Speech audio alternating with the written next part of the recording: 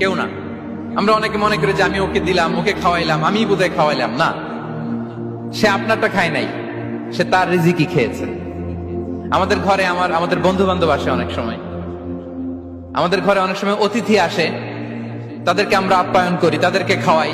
আসলে সে আমারটা খায় না, সে কারটা খায়? তার নিজেরটাই খায়।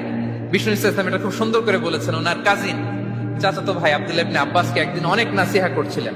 করতে করতে এক পর্যায়ে তিনি বললেন, ওয়ালাম, ইবনে আব্বাসকে বলছেন, ওয়ালাম আন্না মা আসাবাকা লাম ইয়াকুন লিইখতিআক ওয়া মা আখতাআকা লাম ইয়াকুন লিইউসিবাক।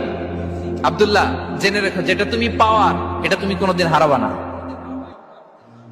যেটা তোমার হওয়ার কথা ছিল ওটা তুমি কোনোদিন মিস করবা না। আর যেটা তুমি পাওয়ার কথা না, গোটা বিশ্বের সব শক্তিকে হাতের মুঠোয় আনলেও সেটার দেখা তুমি পাবে না, পাবে না। ওয়ালাম আন্না মা আসাবাকা